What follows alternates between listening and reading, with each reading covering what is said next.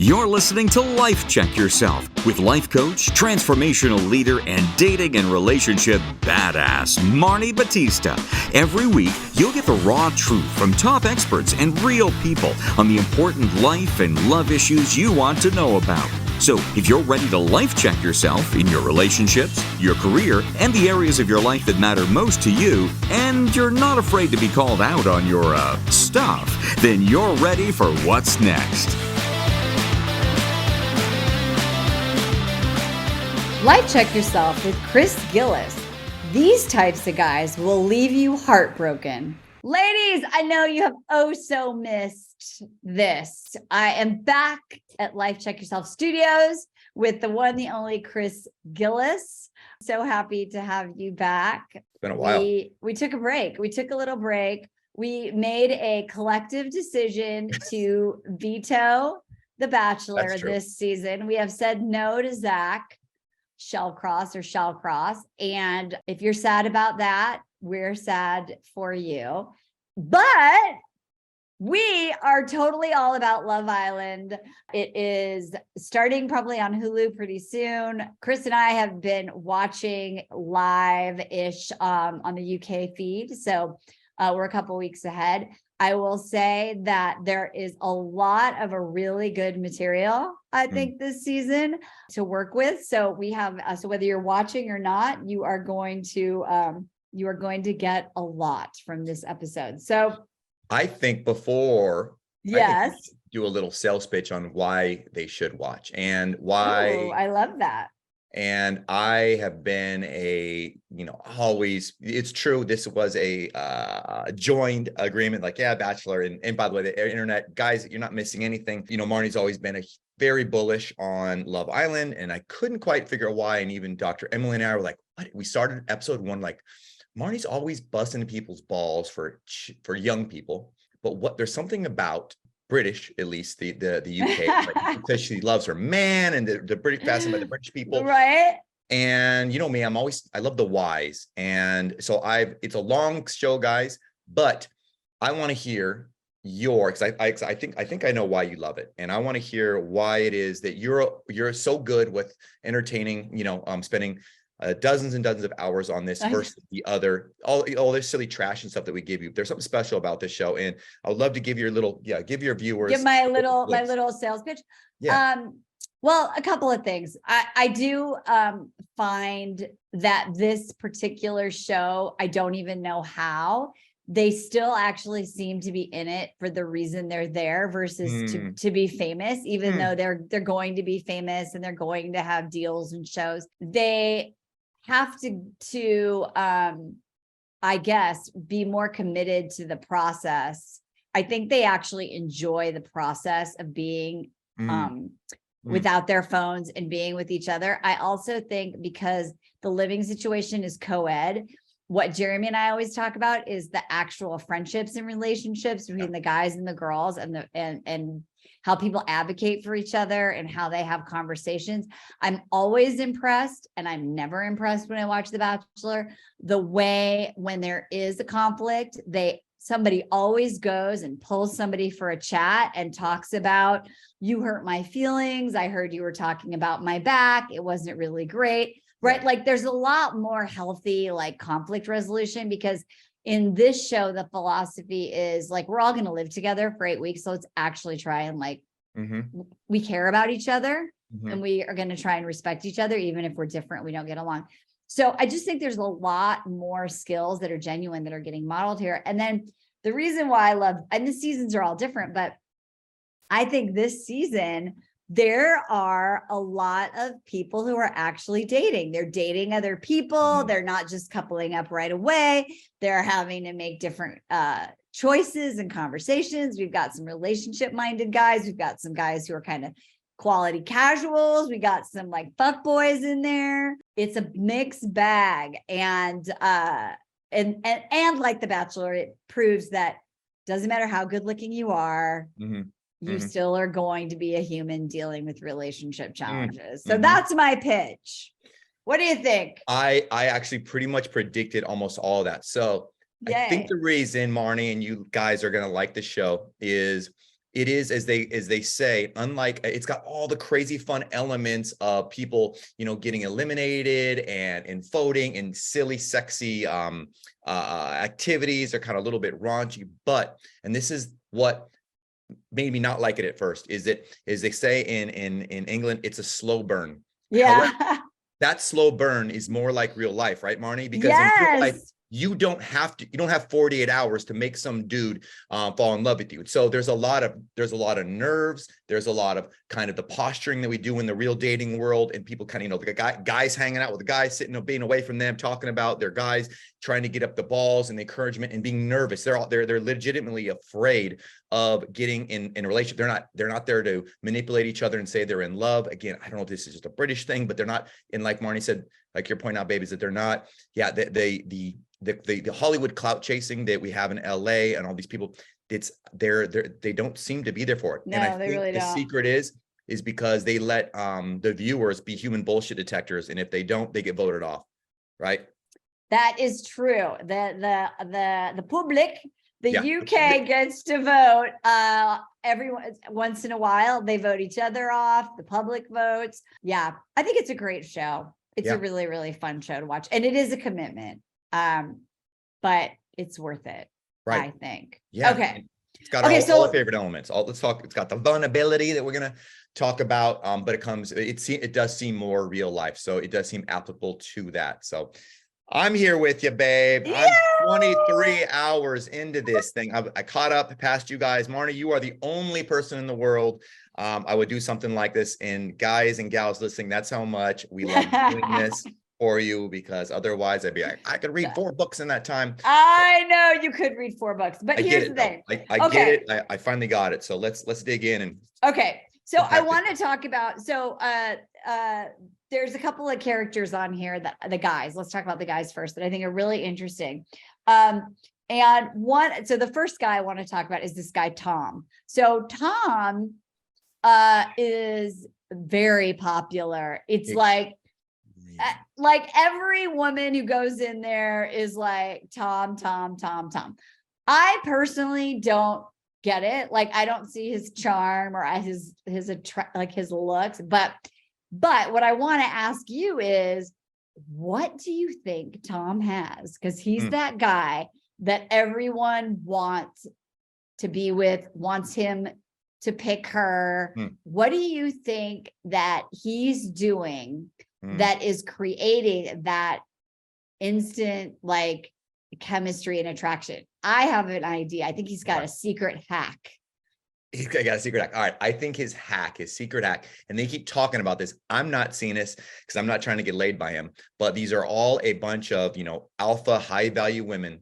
And in walks Tom. He's the largest man. He's 6'5", as they repeat over and over again. Right. It's on his, his bio data. They're so happy. I think his secret is he crumbs the gals. He gives them so little, but apparently they won't shut up about his eye contact. But exactly. He'll stare at them with his eye contact, and it makes them feel seen. And then the other thing that he does, and I realize, is that motherfucker, he never asks. He never gives anything up about himself. He'll ask for maybe validation, oh, do you like this? Do you like that, or whatever? So I think that it's interesting. I think he's actually the opposite of what they initially perceive him as, which is this super strong, confident man. And I think that's what's happened as we go on to the show. Right. That attraction fades off. What's your take?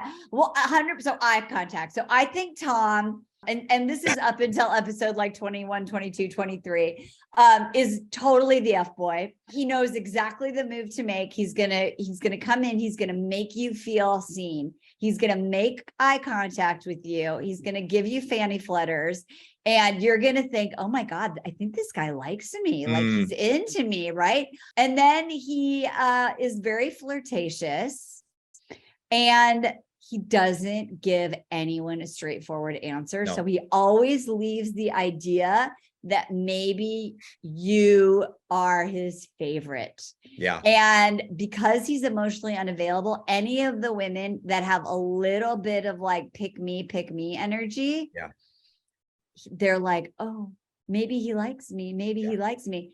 Now what we're seeing on the outside is him literally saying the same shit to every single woman. And there's a scene, get ready for this, because you'll love watching this, because the cameras are everywhere. He tells one woman, you know, I really like you. And then she goes and tells her girlfriends, and you can see him up on the terrace having the exact same conversation with another girl and kissing her. Yeah. What can women learn from that guy? Like, if this is happening to you, what do you do? I think what he can learn is a little takeaway that you really, I think we hammered home. I think it was one of your highlights from our last go around on this, is that he never says anything specific. It's all it's like, it's almost like, you know, it's like if you could be dating a chat GTP robot. Right. And the answer to get you some same bullshit, and you notice that he doesn't, and if your man isn't asking you anything about you or irritating, but he's constantly just looking, making sure that you're into him, and he says so little, it doesn't necessarily mean he's a great listener. It doesn't mean, if he talks so little, that doesn't mean that he's a strong silent type. It could mean that he is he's very, very, very scared, very not afraid to be vulnerable, and is giving so little because he's afraid to be seen. And I think that's what goes on. I think that's why he says doesn't say shit, because he's afraid if you find out who he really is, you won't like him. So what he does know that you'll like that he's 6'5", and you like that he's got a great jawline, and he'll just keep asking you, do you like this? Do you like this? And keep getting you to buy in without actually showing who he is, so you can be like, no, that's not really my style. Yeah, I mean, the girls even say, like, where's your head's at? You know, where are you? And he'll be like, oh, I don't know. Like, what do you think? You know, like, I'm sitting here with you, aren't I? Yeah, you know, right? like, yes, right? Like, why do you need to know? You Yeah, know, like, is it this enough? Yeah. He's the guy where every time you ask a question, he gets you back with another question. Oh, do you like me? Yeah. Do you like me? Like, that's not what I asked. And some of them even try to be direct, and, you know, and you're always, you know, about figuring out what it is. But the guy's like, he's like one of those little, remember those things Marni used to have, the little water wheelie things, you squeeze them, they slip. Oh, and yeah. You try to grab the fucker. He's just like, and they're falling, you're picking him back up, and they can't pin him down for anything. Oh, he makes me so crazy. And the other thing that he does that's really great. So if you have an experience of this, watch out for this guy. When they're with him, they're like, oh, Tom. Then he leaves and they're like, wait, I don't know anything. Like, what just happened? I can't figure this. But when they're in, they're like, it's like he's got him under the secret spell. And so it's crazy. So beware of the Toms. I really like too that some of the other guys like Shaq and some of the relationship minded guys are constantly like calling Tom out on being like a bit of a player. And I love that. I love Shaq because he is like so articulate and he just calls it. And they don't let Tom wiggle out. Yeah. And then he does not like to be asked direct questions with follow-up. Nope. And that's a definite archetype of those guys who the mysterious, you know, the strong, mysterious, but it's not the strong. I don't think, because he's so needing to be liked by everybody, and you see him just crumbing. Even, I don't know how far ahead of you I am, but even making out with girls that I don't even think he likes, but he just wants to be picked. So he's gonna pick me. And he wants to be the most popular boy in the room. Absolutely. Yeah. I'm so glad you brought that up, because it blew my mind, and me and Emily, what in the world are these girls seeing? But he just looks at them and he sees them and he shuts up. And I think everyone's so nervous, especially on dates, right? First date, you're like, I hope he likes me. Just by looking at somebody, how powerful that can be, for good, bad, evil. Yeah, exactly. The power of eye contact. Okay. Let's talk about the goofy guy. Yeah. Right. Because we have a character, we have this guy, Farmer Will. He's good looking, but like he's like built and muscular, but he's super goofy, you know? and he's always kidding around. And at first, we're like, I don't know, Will might be that guy that like is always friends with everyone. He's the friend zone guy. But our Aussie Jess comes in and they have a connection, and she does not discount the goofy guy. What can we learn from Jess? And by the way, I was talking to Reality Reina about Will early on, and they do these really crazy challenges that are kind of provocative and sexual. And there's this challenge where Will like gets on top of Jess, and they're like making out, and he kind of like has the moves, and he's kind of like very masculine and like super sexy. And Rain and I were both like, oh, we just saw another side of Will. He's hot. So what did Jessie see? What did Jess see in Will that was the right thing? She didn't overlook the goofy nice guy who's really into her. I love it. Yeah, this is a great transition from talking about Tom to Will, because Tom shows so little. He just stands there, and then it allows us to, fill in the blanks with how we want the story to go. And we'll assume, because he hasn't said he doesn't like us and he's listening to us, we'll assume that's whereas Will is being so expressive, and people discount his and being over the top. And especially if you're a gal who wants to be seen and heard, then you're like, whoa, that's scary, because where's my spotlight, right? And I'm really glad, because I saw as soon as it starts, Emily, I'm like, this guy's he's the sore thumb. Get him off there. He's going to get voted off immediately. Thank goodness the public is allowed to get their vote in, and they see him as an underdog. And like, there's something about him. And just like you, Marn, at first I was like, I don't think I really like this guy. He seems he seems weird. And then all of a sudden, all that expressiveness and just the way he owned himself became so attractive. I'm like, this guy is a stud. And then they don't show it. They cut out all because it's fucking the UK, where they don't having a laugh and isn't really a laugh. So they cut out all the funny parts, but they save them for there's other little little bit. Actually hilarious. And allegedly, I went online. He actually controls, and he ends up owning everything because he is so vulnerable, and he's okay to be judged. Also, and you ask your man if this is true, but that because he's so in touch with his femininity, I think it freaks the girls out a little bit. And now the mans, as they call them, they don't know what to do, that he's able to like, be silly. And that's not really a British thing, right? Unless you're Mr. Bean. And so he's able to kind of embrace all that. But I love that, because there I was, and the guys that I've talked to and helped coach and stuff, sometimes they will use it can be off-putting. It can be off-putting to be that funny, that much, too much, and it needs to be dialed back. So if I was coaching Will, I'd be like, hey man, you come out of the gates, it's awesome to show yourself, but you do kind of drop it in, it's slowed in, and he kind of dumped water over their heads, and I thought he was going to be gone. So I'm so stoked he's still here. Yeah. Well, I think what's cool is that when they're getting to know each other, Will and Jess start asking about like really important questions right off, like values, like, where do you see yourself? Like, Will's like, look, I'm a farmer. I love being a farmer. I'm not here to do anything else. Like, I want to live in the country. I want to have a family. I want to have kids.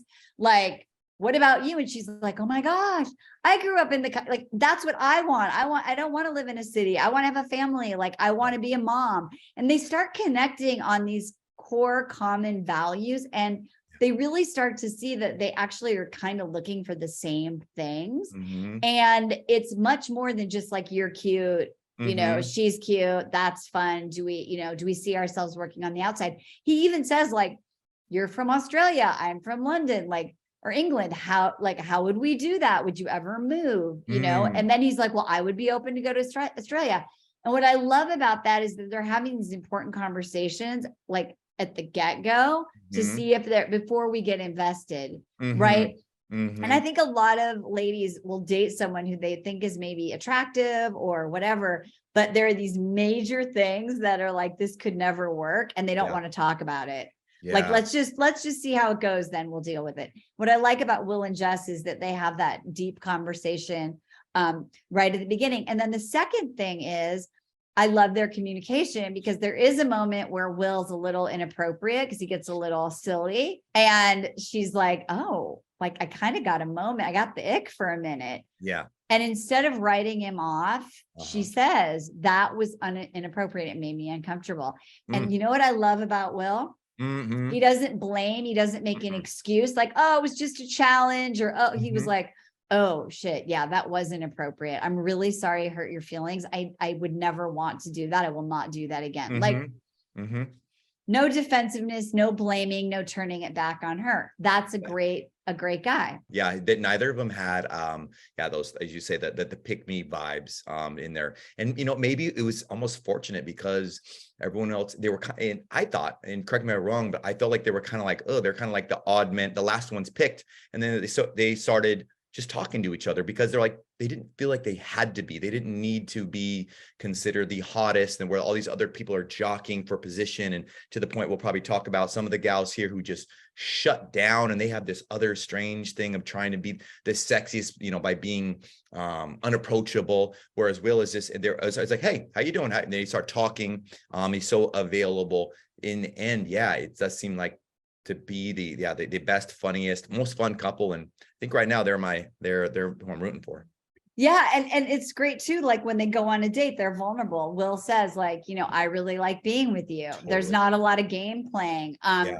And the other thing that I think is really nice to like look at, like, what are you looking for in a quality guy? I love the way Will is a great friend to the other women and to his guy friends. Like he advocates, he is a truth teller. Mhm. Jess is never jealous, right? There's not jealousy. Mhm. Like she sees that he's an actual good and loyal friend to other people.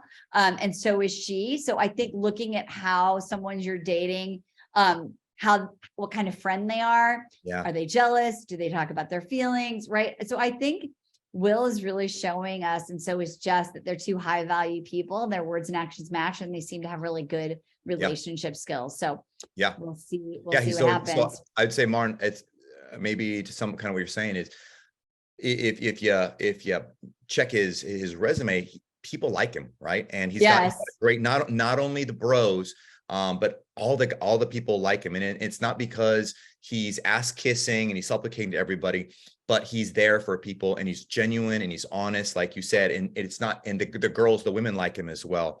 Even though, yep, he doesn't push upon him or creep on him at all. They're like, yeah, I really like Will. He's not, I'm not going for him because he's not, the number one person right there who's going to make me look cool on TV per se.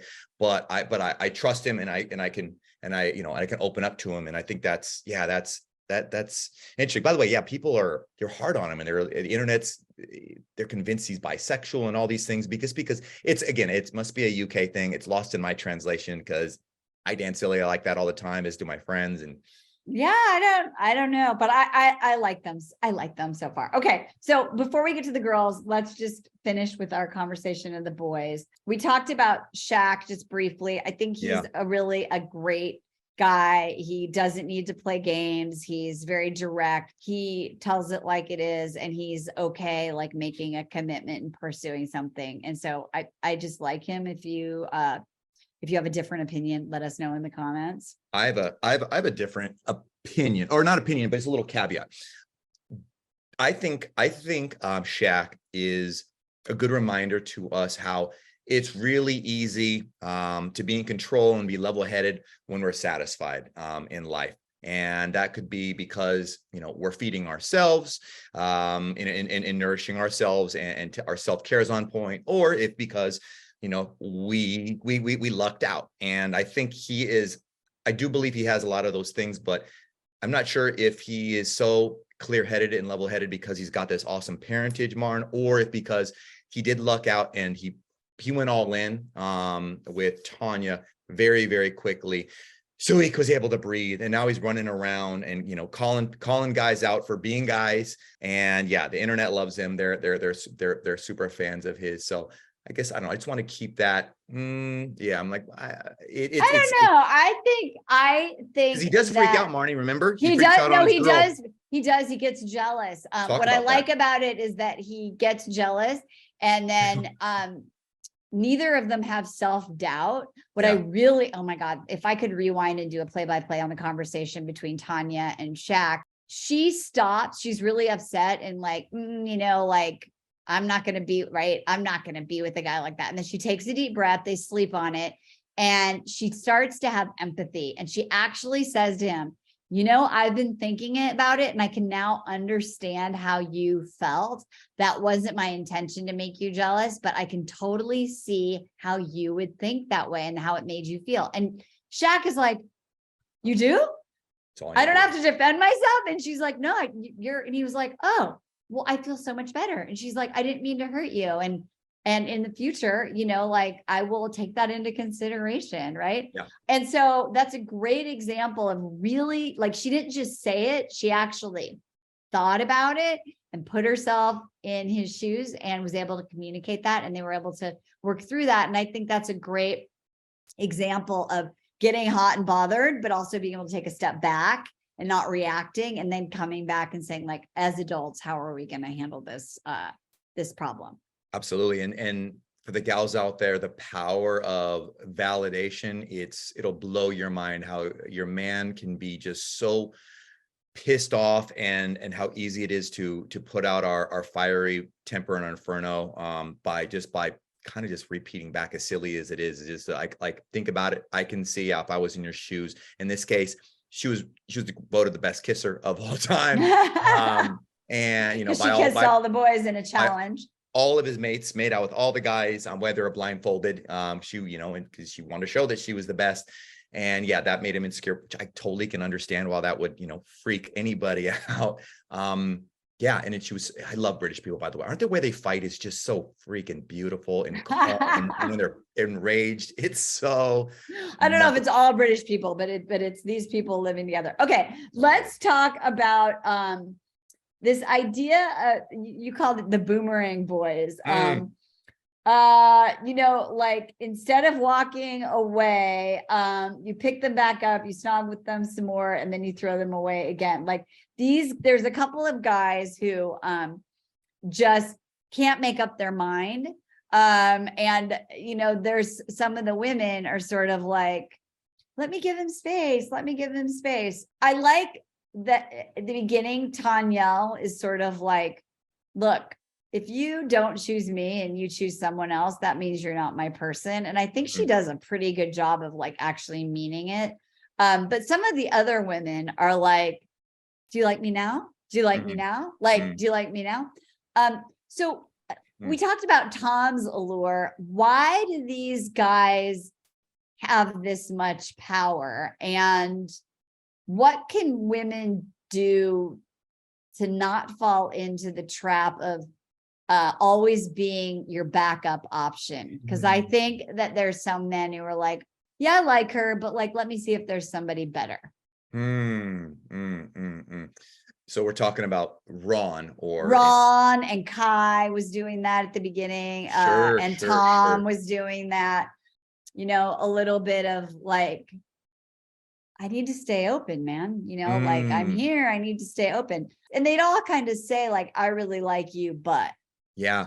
You know what? And I think just as I'm kind of doing the math here I'd love to figure out what gives them the power to do that. And I think what makes Ron and especially Ron and Kai, but especially Ron so sexy is, have you noticed the way he has this comfortability with himself, this easiness to himself, even to the point that I loved it. They were joking. He's blind in his right eye. Oh yeah. And they asked him, hey, look, I mean, that's crazy. That's awesome. You've already forgot about it. And people forget it so quickly because I think it's just another awesome little segue is how something that looked as an imperfection, God, it's almost like his strength. And he jokes and they ask, well, what are your best qualities? He goes, probably my eyes, because I'm blind in one of them. And, but he doesn't keep hitting it or repeating that note. He's like, okay, yep, that's what that was, as if you had a birthmark or something. He's like, oh yeah, that's what it is. Anyway, and he continues on with that. But even the way he carries himself, I noticed he's always just relaxed and his posture is just like this. In times when most people are so tense and he wanted to get picked. But I think he has the opposite of that pick me. He's got that lean back. Yeah. And that can be very polarizing, right? Right. Well, so if you have the like, I'm really confident, and that's what's interesting about Ron is he's like, I'm really confident. I need to explore my options. Sure. And then, when he gets a little confronted with some the woman he likes, Lana, liking someone else, he's like, well, I'm so confident you're just going to pick me, right? Like, so I can have options and you're always going to pick me. To me, like, I don't think we all were talking. I was watching this with my British and Australia family in Sydney when I was there. And we all wanted to like Ron, like Luca in the last season, right? Or right. Andrew. There's like, you know, like you just want him to be the good guy. And so far, I think that comfortability is a little bit of cockiness. And I think he's completely emotionally unavailable because I have not heard him say one thing about how he feels about Lana. He's constantly just saying, we have a spark. You're my priority. You're attractive. Like, you're almost like we look good together, right? Like we should be a couple. And he's never saying like, I really like the way I feel with you, or I really have feelings for you, or it's just about the stupid spark. You know, he's like, the spark. Yeah. And that's another little callback. I think another reason why this show is kind of rad is that this is how most men operate in the real world. Yes, totally. Versus all the badass yogis from Venice Beach who are on The Bachelor covered in crystals and stones. Right. You've done all the Hoffman process work like you and I have done and are able to get there. These dudes move at more of a natural male snail's pace, and it can be so infuriating. And you're right, they'll just keep on crumbing you. You're right. He does seem to be almost overly comfortable with himself to the point that it's almost his strengths become his weakness, in that he's not vulnerable at all though, but he's okay with not being chosen, which makes him attractive. But you're right. He does not, he doesn't put himself out there, and he doesn't ask too much, because then you could tell it hurt him. And by the way, do you remember how he reacts? Don't tell him. Let's not do spoilers. Okay, no spoilers. Okay, all right. Let's. No spoilers, because we want to leave a little question mark. We want a little. Okay, so I want to talk about. Oh my gosh, we could talk forever, but we only have like 5 or 10 more minutes. So I want to talk about Sammy, who comes in a little bit later, because Sammy is the it girl for 5 minutes. She walks in. It's almost like if you watched it last season, Ekin-Su, like when Ekin-Su walked in, every single guy was like, my head is being turned, right? Like, she's amazing. And so Sammy walks in, and every single guy, like all the heads are turned except for Will and Shaq. Like everything is up for grabs. Yeah. Literally. What did was it just her looks? Like, what about Sammy made her like, she is so desirable? She's irresistible. Did you not? So just question, are you asking me rhetorically, or did you also see it? Did she give you fanny flutters as well? No, I thought she was really, really pretty, but I just didn't get any depth from her. I just sort of felt like she's the girl who walks in and nobody really is getting to know her. Yeah.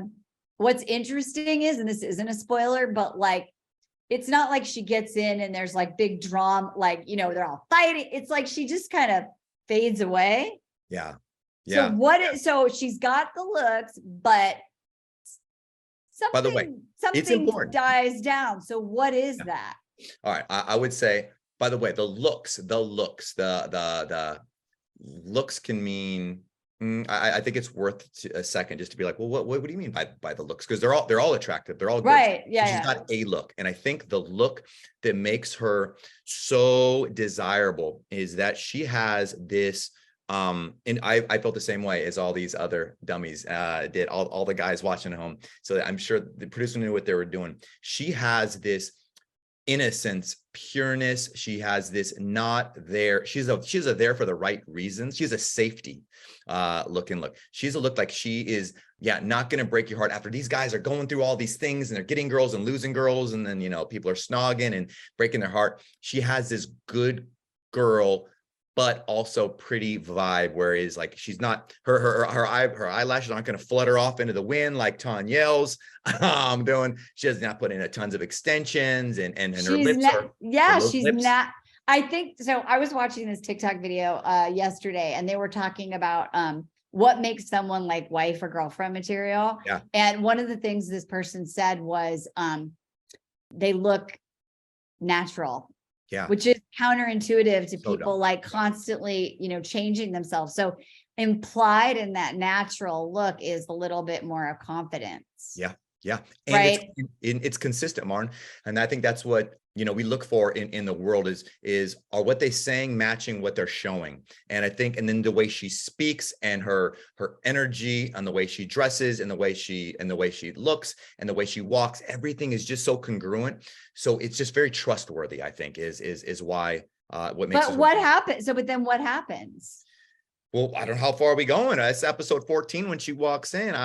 You mean like how does she? Well, all I know is that at the beginning there's 3 guys fighting for her, and then at the Mhm. end, suddenly on the next episode, they're not so bothered.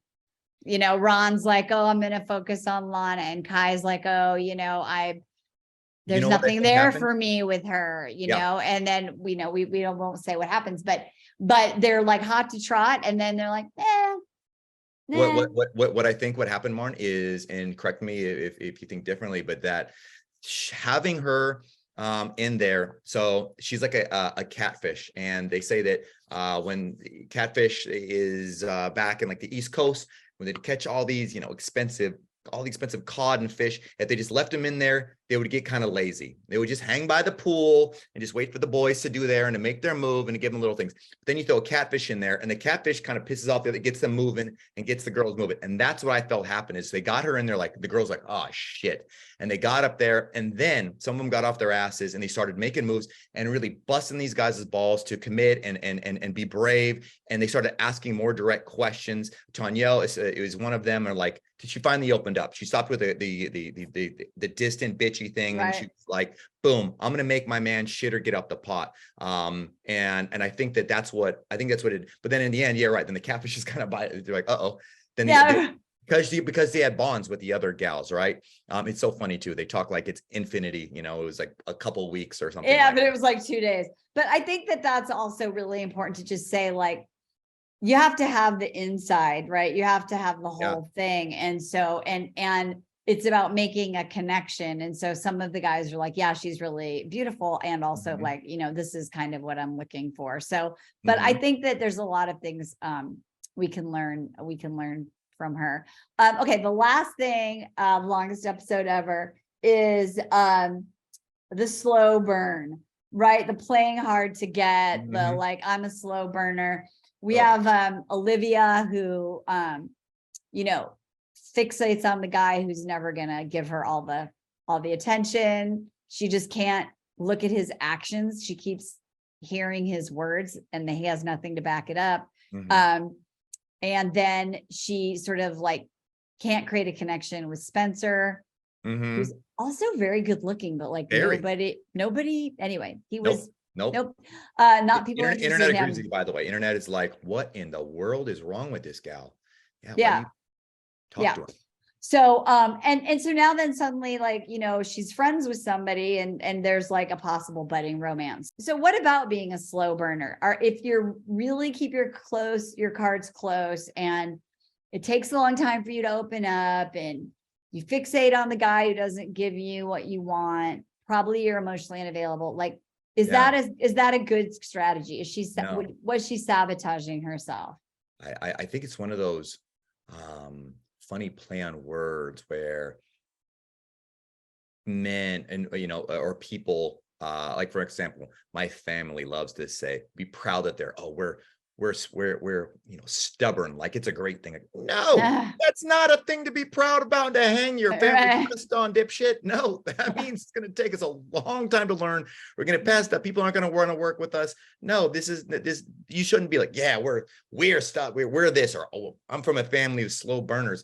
And I think that's the problem with, I think that she really wears that as a symbol of pride versus versus what's really is going on is I'm insecure and that doesn't sound as socially acceptable. I'm afraid to put myself out there, blah, blah, blah. But I think a lot of people is like, oh yeah, totally. Me too. Cause I get scared too. And I'm sure she's been taught that that's okay, but it's not, because she's missing out on some great guys. And one of the guys, gets sent back because she doesn't talk to him, who likes her. And it's like, what? Yeah. How many other opportunities, like I was just saying, are you missing in life because you're a slow burn? Yeah, you're a slow burner, Okay, I want to talk about Ellie. Okay, Ellie. Ellie comes on, Ron says, so Ellie goes on a date with Ron. Ron comes back and he's like, wow, she was like really aggressive. She was kind of coming on too strong. She was really physical. And she does that with Tom, right? Like, and so we talk about this on every show, but whether it's Demi or Ellie or whoever it is, who believes that her value is in her sexiness and being overly flirtatious and like, like, I'll let you sleep with me, right? Sure. Like making it very clear, right? Sure. And what's interesting is, as often happens, if it's not really something that guys are attracted to. And Ron's like, she was cute, but honestly, it was a little too much for me. Totally. Same with Tom. So, just talk about that thing, about Absolutely. that mistake that you make when you think like being physically or sexually assertive is gonna get you the guy that you like. Absolutely. No. And I have so many gals like this. It becomes, so I think with the Ellies of the world, the people who are very, very assertive, right? There's one thing to, it's like playing the music at 11. It's like, whoa, it becomes too much. It's fun to have ups and downs. You don't want to be at a one, like the slow burners over here, the Tanyels or the Olivias. So what she does is she's like, well, no one's getting up. I'm going to get out there and I'm going to ask them to dance. And they do that. And that works to a point. But then what she misses out on is then she starts leading the dance, and then she's dipping the guys and she's twirling around. And the guy's like, ew, I don't like this. Not only is there nothing to chase, but I'm like now being hunted, and that's not attractive. And the guys all start pulling away, even though it's a bummer, because the Ellies of the world, and I know many Ellies of the world, and these guys all agree they're fantastic. They're really cool people. They're really cool chicks, and they are fun to be around, but not to date, because in the end it's emasculating and it's the same. It makes us and leaves us feeling powerless, and we're not victorious. Like, oh, I got trapped. I don't want to get trapped and cornered by her. I want to say like Ellie says things like, yeah, you and I met out at a club. It'd be like, it'd be sick. Right. Dude, and then she like, and Tom's like, well, she kissed me. Right. Like, her man game is so good. I was like, oh, like her male game. If she was a dude and I was like, coach, I'm like, yeah, that's how you do it. She is a hunter. I'm like, holy shit. She is so good. And the way she starts future pacing him, talking about, oh man, it'd be fun to go for a cuddle. And did you catch this? And he's like, yeah, that'd be fun to cuddle with you. And then she quickly goes, yeah, but we'd probably be way too loud though. Like, wait a second. What is cuddling? Yeah, right. We have to go to every room because we'd be like, wait, it's all and the guy's in, and his more simple little brain. It's all smooth brain. It's like, boop, gets a little convolution. He's like, wait a minute. Oh, that kind of cuddling. And then he's like, stop. Yeah. I mean, it's too much. And so it actually is, it's the opposite of what you would think, right? It's a little bit too much. And the right guy won't be interested in you. If anything, he'll sleep with you. Like, I'm sure if Ellie and Tom did meet out, they would have totally hooked up 100%. And he probably never would have called her again. And that would have been that. Okay. I really want to talk about Lana before we go. Okay. Yeah. We're going to make this a 2-part episode. I already have a plan. There really are a lot of interesting characters. Wow. A lot of people. Yeah. By the way, just FYI, Tanyel is Hope. Remember Hopi? Totally. We have an old friend named Hope. Hope, if you're listening, Tanyel. Totally. She showed up. Get this. She showed up on my Facebook people I should follow. I was like, what? I haven't heard except for me talking up Instagram's listening to us. Or they look exactly alike. Anyway, okay. She's very pretty. So anyway, I want to talk about Lana because I think Lana is like every woman, right? Lana is like Tasha last season with Andrea, right? Agreed. And it's a sweet girl. Everyone says like she's also natural. She's also sweet. She's very, everyone says like you are wife material. You're amazing. And we're not going to give the spoilers because we don't want to ruin your episodes in the 20s. But she keeps falling under the evil spell of Ron. And how many chances is too many chances to give a guy? And Marn, how can you avoid being this? I don't know if you said it already, but so she is the nice, very nice, overly nice, the doormat, the gorgeous, pretty doormat. We all know it. Maybe you are it. And you're like, I do everything right. I'm kind to everybody. Why is the universe not is kind to me? And why am I not chosen? Or why am I The backup? Why am his backup? And the sad part is because, and again, especially when we're dating, right, Marn, when we're all supposed to be out there doing, meeting other people, doing other things. She's the gal who will allow the guy to cancel the date on, the Saturday doesn't really work for me because he's out meeting other girls. He goes, let's push it. Sorry, he'll do this on like Saturday morning. How about next Tuesday instead? Or something, similar. Wait, I just went. And then he'll call her on Sunday at like 5 because he's hungry and horny and says, "Do you want to come over?" Actually, yes. And then he'll cancel on Tuesday for the real date because you already hooked up with him on Sunday morning. And when he woke up horny, I know. Can you tell I used to date that guy all the time? And you used to be that guy. I know. And you used to tell me, like, if they say they're going to bring Chinese food over at and it's Sunday Night Football, I'm in. Right. She's so agreeable and she's so easygoing. But I love it, Marn. What's great about it is she starts talking out loud and questioning herself. She's like, wait, why am I, lying down and letting these guys walk over me? And she has to finally verbalize and like, I am too good for this behavior after everybody yells at her a bunch of times and tells her that, has to. And I think luckily, and that is the cool thing about the show is that they have enough friendships and people are getting in there and they're like, hey, stop that. And a lot of us don't have those girls, or we just hanging out with other gals like that as well, who are in that same tribe and, don't have the distance to call that out. So it is it is a sad truth to be out there that we're just going to keep rescheduling and pushing it back because we're going to be hunting and that's what's, of course, she's so attracted to the hunters, right? Exactly. And also for those of you who have ever seen the show before, there's a plot twist, cost some more comes, and there's just more people come in.